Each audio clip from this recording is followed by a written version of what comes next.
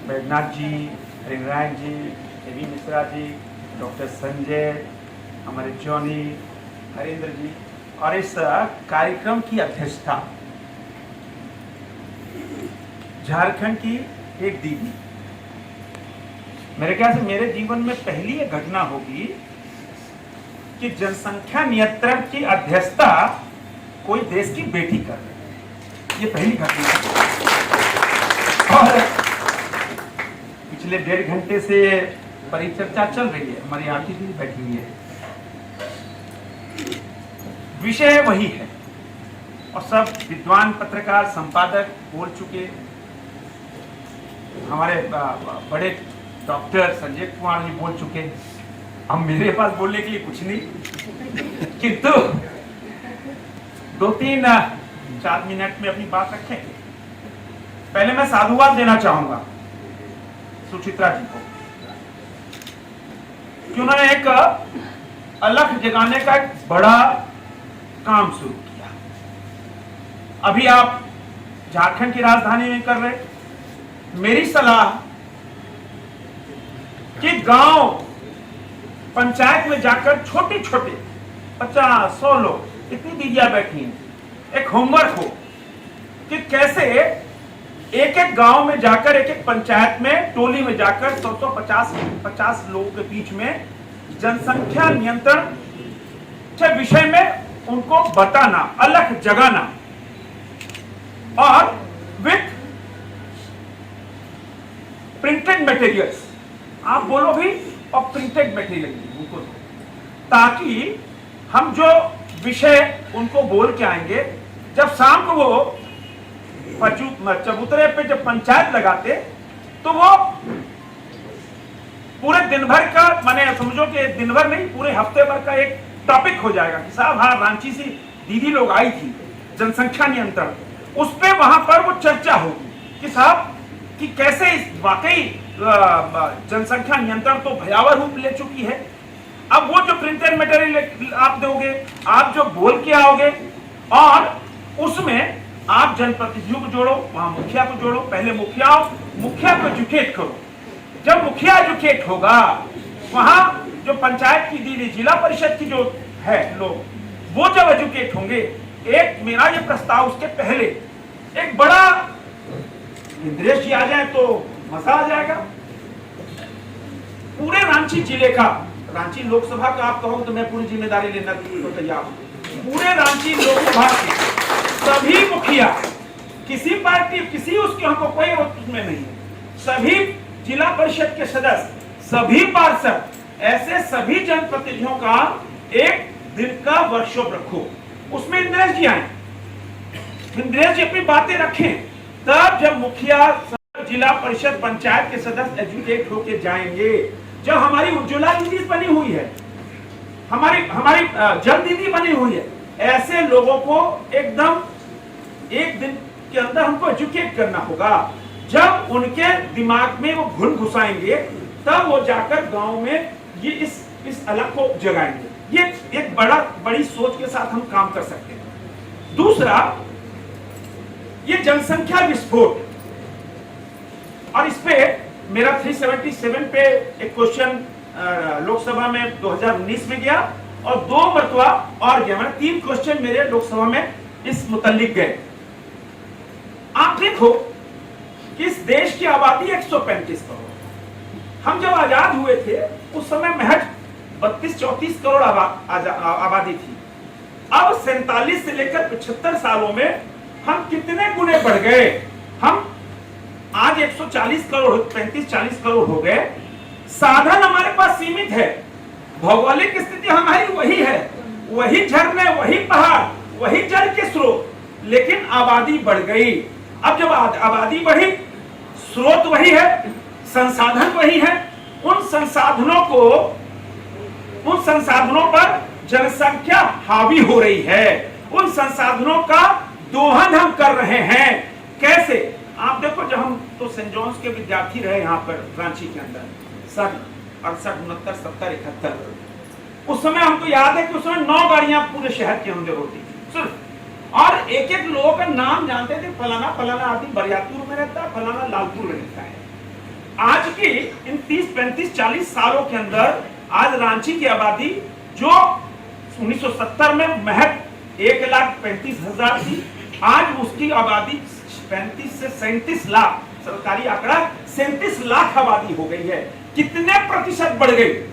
और जल स्रोत उस अनुपात में लगभग समाप्त हैं। जो रांची के पुराने बाशिंदे हैं उनको याद होगा, रांची का ऐसा कोई मोहल्ला नहीं होता था जहां तालाब नहीं होता हो। जिस मोहल्ले में जाओ तालाब जरूर पाओगे। आज तालाब गए, जल स्रोत गायब हो गए, पहाड़ गायब हो गए, हरियाली गायब हो गई।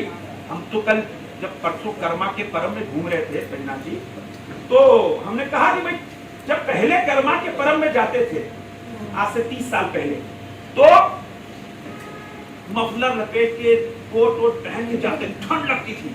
आज स्थिति भयावह हो गई है। आज कर्मा में जनसंख्या का विस्फोट, कारण हमने स्रोत खो दिए, कारण प्राकृतिक दोहन हुआ, कारण हम सुविधा भोगी हो गए। यही तो कारण है।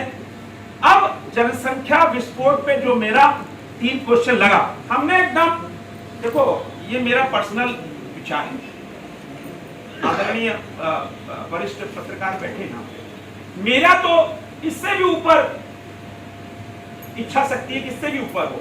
मैं तो CCC की बात करता हूं, कॉमन सिविल कोड की बात करता हूं। अब कॉमन सिविल कोड हो जाए तो इस देश की समस्या का निवारण हो जाएगा। एक देश, एक राशन कार्ड और एक कानून। कोई 3 तलाक की बात करें कि हम 3 तलाक को माने, कोई मतलब नहीं मानेंगे। हम एक शादी की बात करें, नहीं, हम एक देश है, एक संविधान है, एक ध्वज है, एक संविधान है, एक कानून होना चाहिए। तो कॉमन सिविल की कोड की क्यों नहीं बात कर रहे? अरे कॉमन सिविल कोड, हम 135 140 करोड़ देशवासी एक भारत माता के नीचे, एक भारत माता के लिए काम कर रहे हैं। आप 2 बच्चा पैदा करोगे, हम भी 2 बच्चा पैदा करेंगे। आप भी तलाक का वही नियम, मेरा भी तलाक का वही नियम। आप भी एक शादी करोगे, हम भी एक शादी करेंगे। यह कॉमन सिविल कोड की व्याख्या तो बहुत बड़ी है, उस पर हम अलग चर्चा करेंगे। किंतु मेरा फोकस कॉमन सिविल कोड पे है।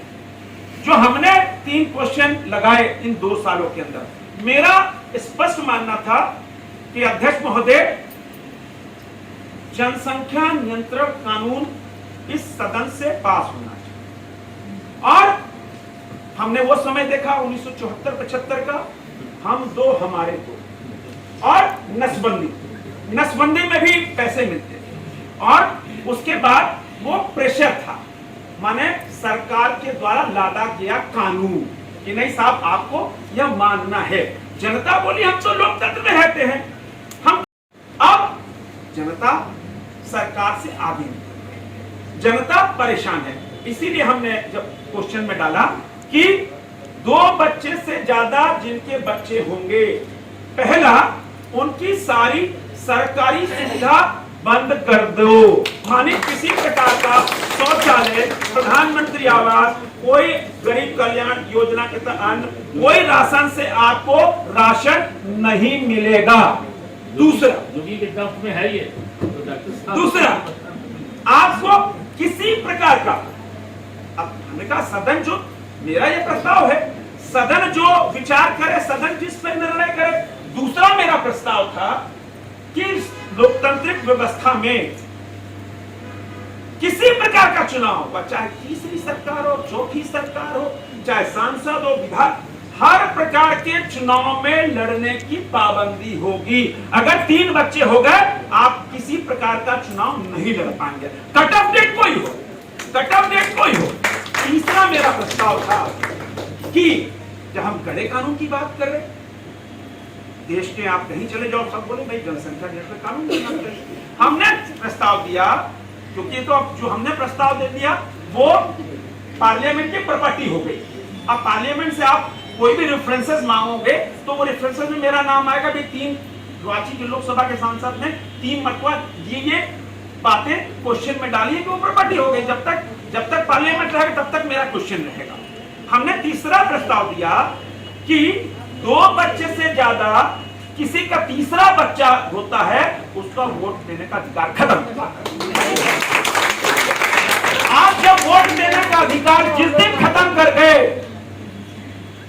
कोई कानून की आवश्यकता नहीं, किसी प्रकार का आपको जबरन नहीं कराना पड़ेगा।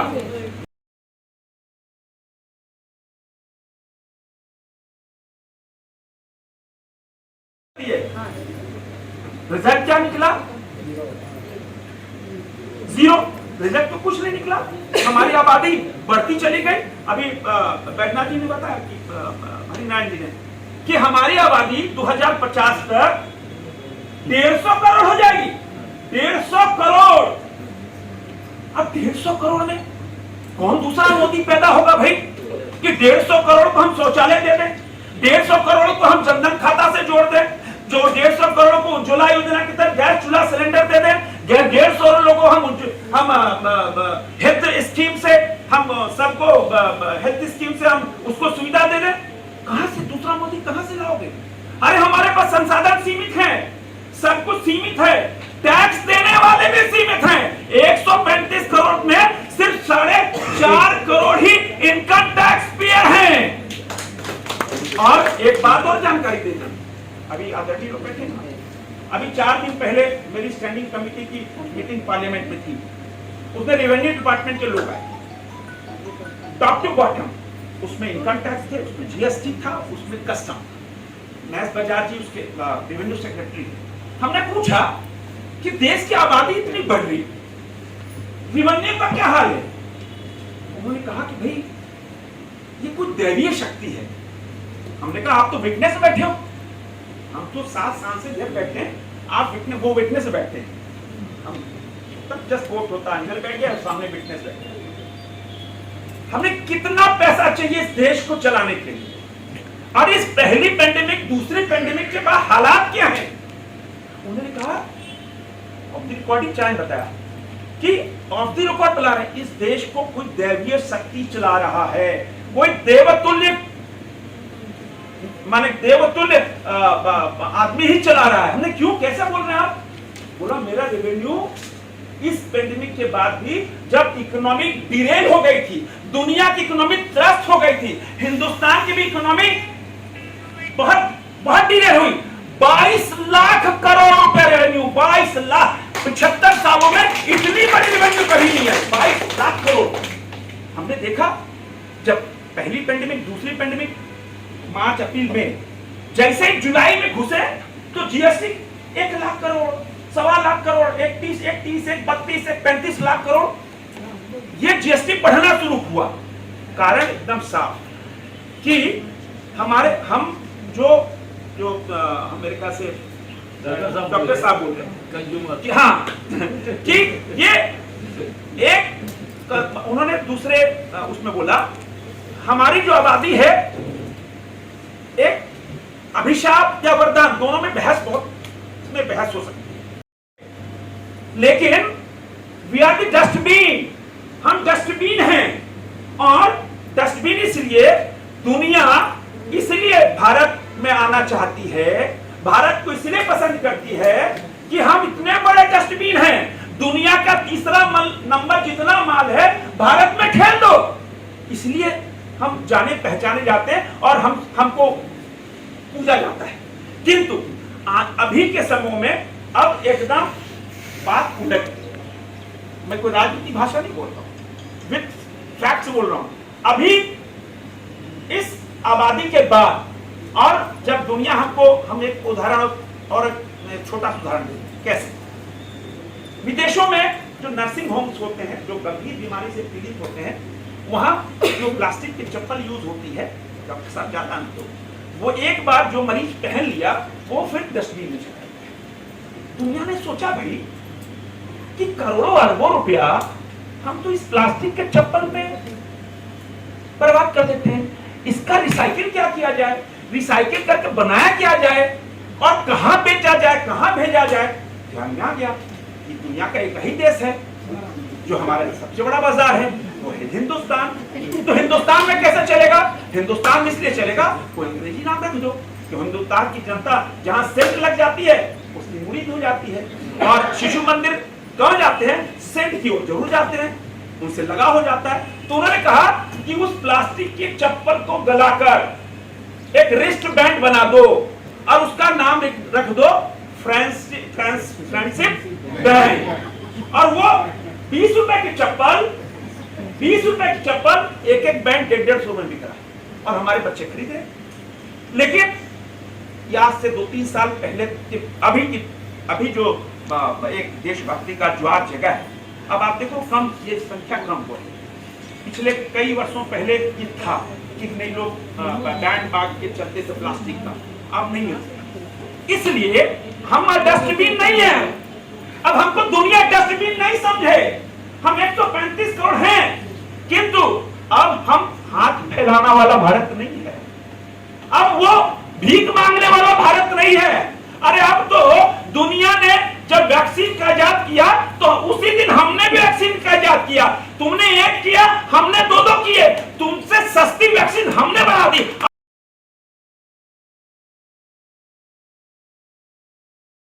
देश इतनी तेजी से आगे बढ़ रहा, हमारी सब जिस स्पीड से हम बढ़ रहे, रुकावट कहां है? रुकावट जनसंख्या है।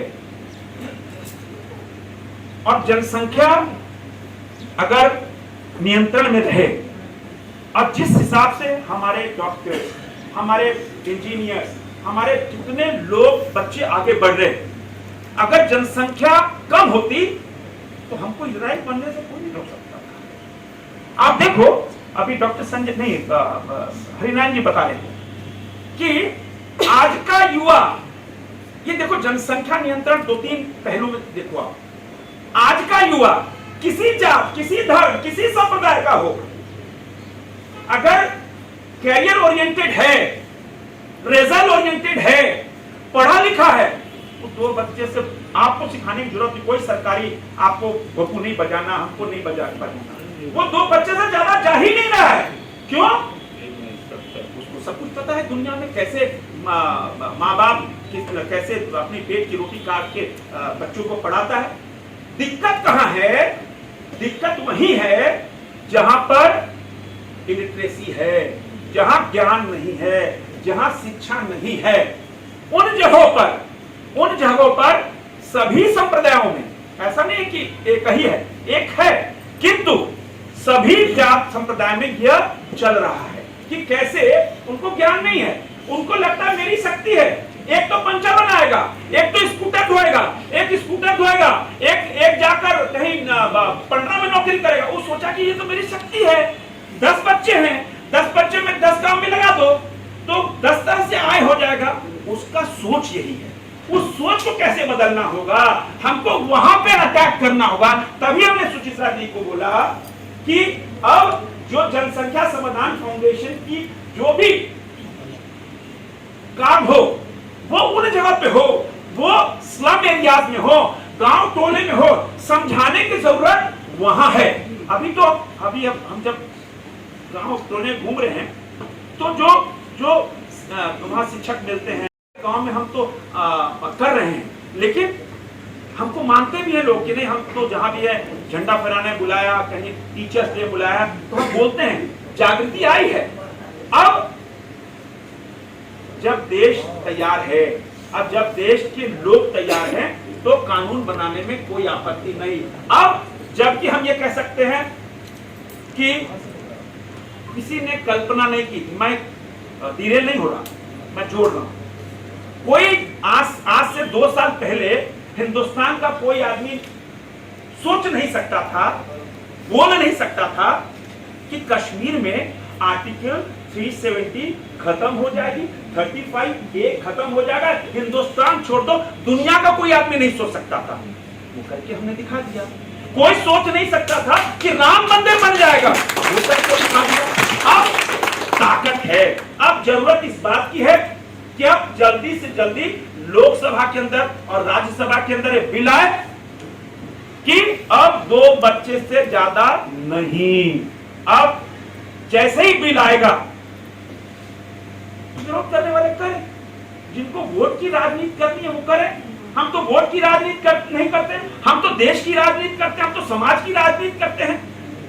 उस समय वो बंध जाएंगे, उस समय वोट की राजनीति। अब देश की राजनीति वैद्यनाथ जी वो नहीं रही जो आज से 10 साल 15 साल 20 साल पहले हुआ करती थी। अब तो राजनीति की धारा उलट गई, क्योंकि अब हर कोई विकास के एजेंडे पे चल रहा है। ठीक है, समाज में 135 करोड़ में 2 4 5 10 करोड़ विरोध करेंगे 10 20 25 सांसद विरोध करेंगे, किंतु बिल पारित हो जाएगा। और मेरी ये सोच है कि शायद मैं अपनी राय बता रहा हूं, कहीं उसमें नहीं, मेरी ये सोच है शायद इसी विंटर सेशन में ये शुभ समाचार हम सबको मिल जाए। इसी विंटर सेशन में भी 1 महीने बाद हमारा प्राइवेट मेंबर बिल तैयार हो गया है। वो ये मेरा इसको पब्लिक डोमेन में नहीं जाए कि CCC triple C common civil